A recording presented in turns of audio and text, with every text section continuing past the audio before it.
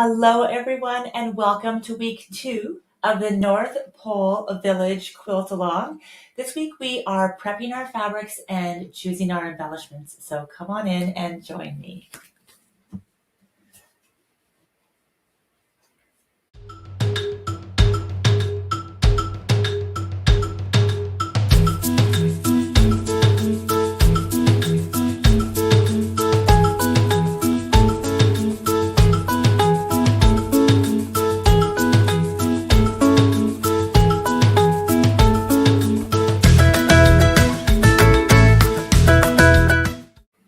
Hello, everyone, and welcome. My name is Jennifer Long from Sew a Story. I'm an early childhood educator turned Riley Lit fabric designer, and this is week 2 of the North Pole Village Quilt Along. So in this week, we are prepping all of our blocks and we are going to choose what embellishments we are going to use.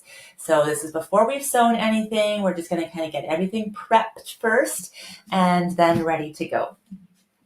So if you've missed week 1, please go back and watch that video. I won't repeat all of the things you need. That is an important video to make sure that you have all of the supplies that you need and just know which direction you're going to be going in what techniques.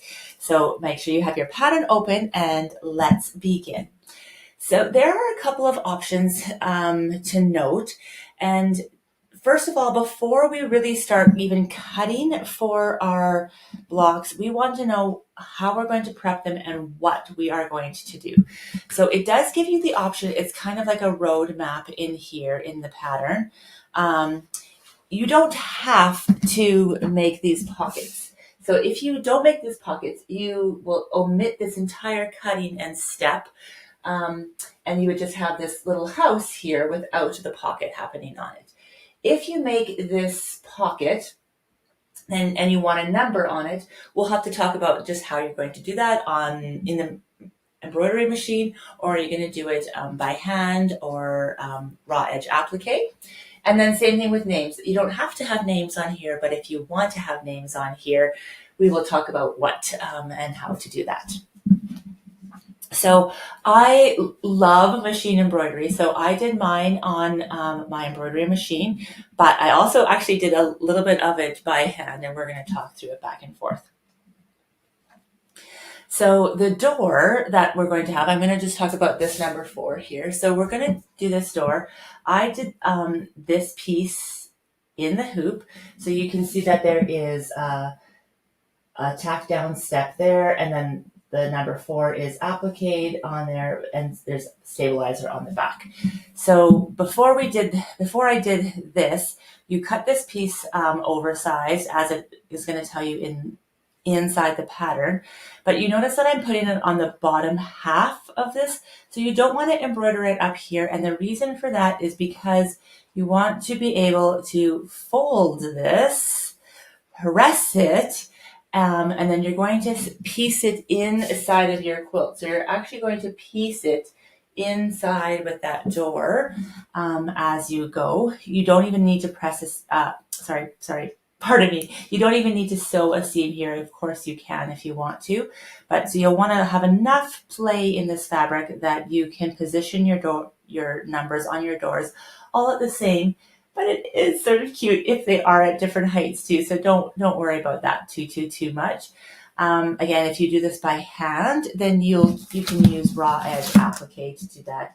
And the numbers will be reversed, and then you'll put them on this on the back of your numbers and press it, and the numbers will be forward. You can leave them like that, or you can do, I always like to do, it's kind of like sewing illustration. So you can do like a triple stitch on your machine or a few rounds of single stitch around it. It will give a little bit of like a raw edge, especially if you wash it. So if you don't want that sort of like fraying raw edge illustration kind of a look, then, do a zigzag stitch or a tight blanket stitch. You can even do a satin stitch. On the embroidery machine, it does a covering stitch that has kind of a nod to little like chimney or blocks. So the words here definitely have that nod to chimney and blocks. So I wanted to make sure that when I designed this, that it was kind of like in the same vein. So you're going to prep all your numbers for your doors first. So that means if you haven't already, just kind of lay out your quilt and what fabrics. If you're doing a one-to-one swap, you'll have no problem because the pattern will just show you what fabrics to put where, and you'll just use this. But really, it's a gorgeous scrappy quilt. So the more colors that you can kind of put together and have fun and be creative, please do. It's so fun. So you're going to get all your numbers prepped. And then you're going to get, if you want, so now option 2 is if you want to have this block. So these blocks are pieced like this. This is a block right here. This is one piece right here. This is a piece right here. So if you want to have the names of your buildings on these blocks, and of course you can change the names out if you want, or you can put the Arctic Aquarium down here and the tree farm up there. It's up to you how you mix and match. So you'll want to get that prepped as well. Again, this is oversized, so depending on how I've hooped it, I'm going to want to make sure, I'm actually going to leave this tack down here until I do trim it, because that way I can make sure that it's straight. I don't know if you can tell, but it's a little bit crooked in here, which is just okay. Just a little slight, and it's straight again. So I'll be able to measure, use my ruler here to kind of like help me guide myself when I cut it. And then of course I'm going to tear off the stabilizer, gently pick away that basting stitch, and then I'll press it nice and flat so I can sew it together. So you'll want to get all of those names prepped as well. Now, if you are doing this by hand, you can do it in lots of different ways. So you can take those and you can do just, you don't have to use this block letter. You can just do tiny little letters. You can do like a running stitch with your very favorite colors or complementary colors. You can have them all in the same color. I did use all white thread, so it tied in with the snow-capped roofs, but that is totally up to you if you want to have like a dark number on a house or different numbers on the houses. Or I cannot wait to see how creative you are. So we will embellish with floss as well. You can do that now. It's definitely a lot easier to do that in the hoop or while you're sitting on the couch now, before you get to like piecing everything together, especially on these pocket doors, if you are doing them. Now, we talked a little bit last week about other embellishments like sparkle paste. I'm actually going to leave that till the very, very end. You can even leave it till after quilting. That is totally up to you.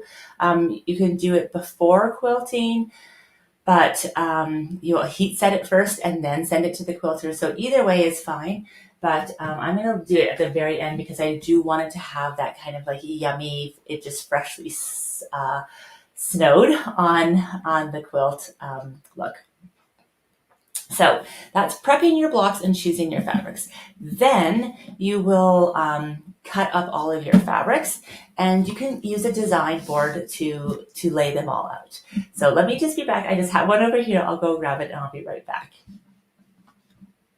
Okay, here we go. So here's my design board. And so I'm just going to make sure I have all my pieces on here, but I'm going to lay out the pieces. This is my background pieces here. I'm going to put those out here, and I'm just going to start to just kind of gently build my house. This is my rooftop here. This is the back of my door, actually. There we go. And this is the sides of my house here. All right, here's a little bit more background pieces. Perfect. Good. This is the roof, my snow on the roof, and the sides. Good stuff.